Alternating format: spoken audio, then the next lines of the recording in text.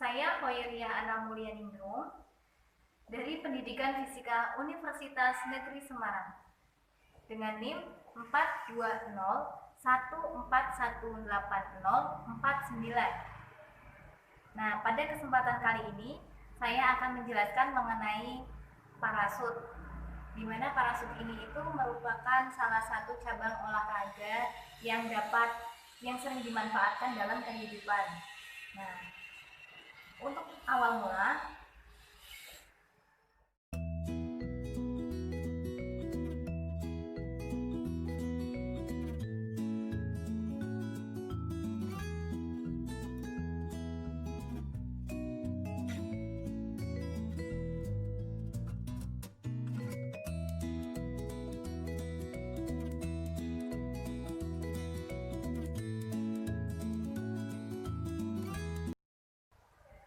bumi kita dikelilingi dengan udara atau biasa disebut dengan atmosfer. Udara di atmosfer terdiri dari campuran gas oksigen sebesar 21%, nitrogen sebesar 78%, dan gas lain seperti uap air, karbon dioksida, dan gas-gas yang lain. Karena ada rotasi bumi dan perbedaan tekanan membuat udara menjadi bergerak. Udara yang bergerak ini dinamakan oleh angin. Nah, angin merupakan potensi alam yang bisa dimanfaatkan dalam berbagai macam kebutuhan. Misalnya, pesawat terbang, kipas angin, air conditioner, bahkan salah satunya adalah olahraga terjun payung.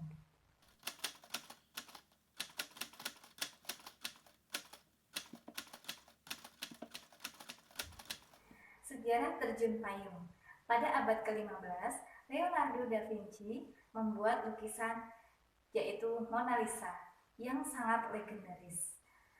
Pernah juga membuat parasut untuk perlengkapan terjun payung.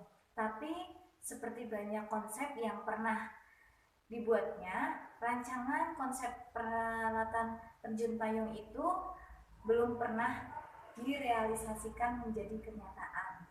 Diduga parasut ini dirancang sebagai alat keselamatan untuk saat terjadi musibah, misalnya kebakaran pada bangunan yang tinggi. Karena sketsa itulah Leonardo da Vinci bisa dianggap sebagai salah satu pioner dalam perancangan konsep parasut. Parasut yang dirancangnya itu ternyata akhirnya ada juga yang mencoba merealisasikan parasut yang dulu pernah dirancang oleh seniman yang sekaligus ilmuwan jenius itu yang bernama Leonardo da Vinci.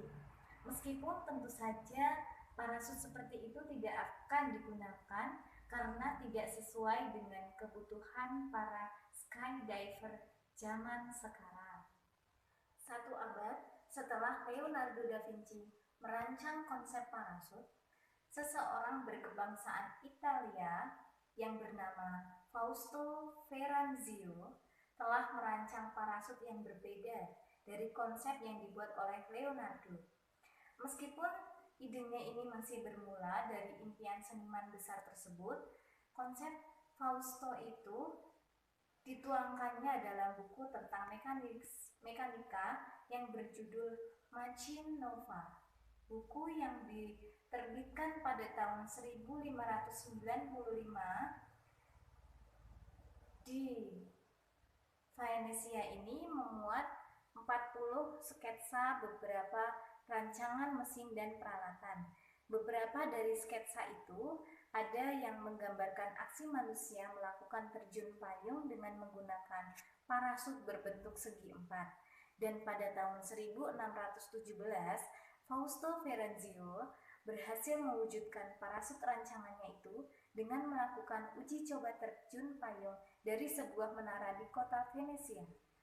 Tapi beberapa literatur mengatakan bahwa sebenarnya Fausto tidak pernah mewujudkan konsep parasutnya itu menjadi sebuah kenyataan.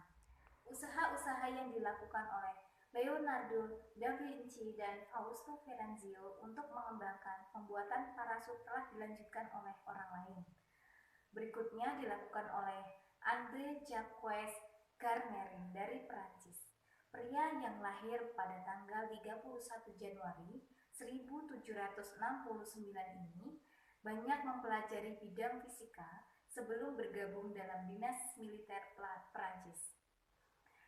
Selama beberapa tahun kemudian, Garnerin tertarik pada balon udara panas yang dikembangkan untuk tujuan militer. Selama menjadi tawanan perang di Hungaria, Garnerin mulai melakukan beberapa percobaan untuk mengembangkan parasut. Dia berhasil menyelesaikan rancangannya itu pada tahun 1797. Sebuah parasut berbentuk bundar dengan diameter 23 kaki. Seperti konsep dari Leonardo dan Fausto, parasut buatan Garnerin ini juga masih dilengkapi dengan kerangka, sehingga bentuknya masih mirip payung yang sering kita gunakan untuk melindungi diri dari terik matahari ataupun guyuran air hujan. Lalu pada tanggal 22 Oktober 1797, Garnerin menguji coba parasut buatannya itu dengan melompat dari sebuah balon udara yang melayang pada ketinggian 975 meter di atas kota Paris.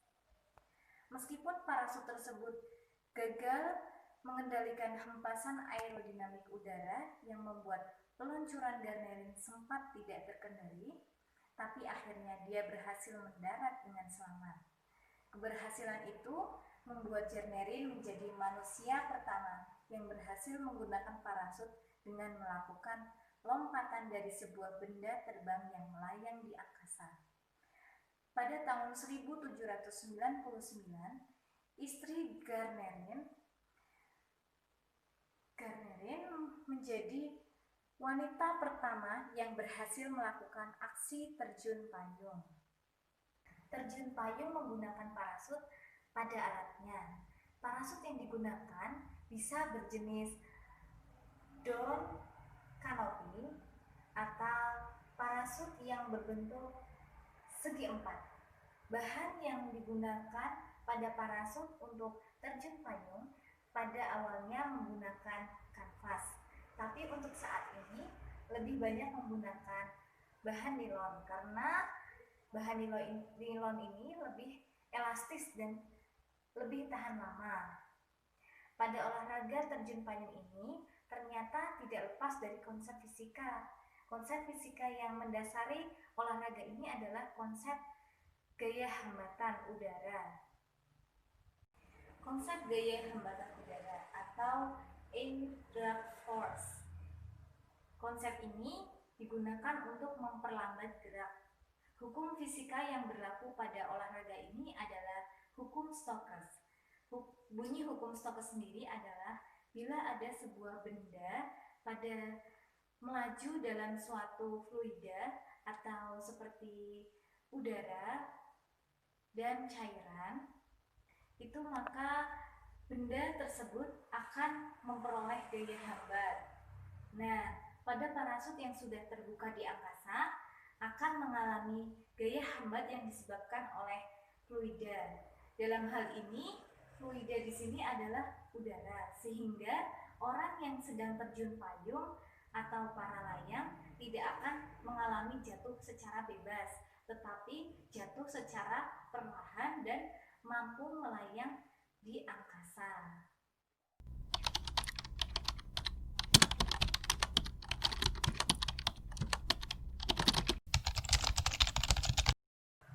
Prinsip kerja parasut.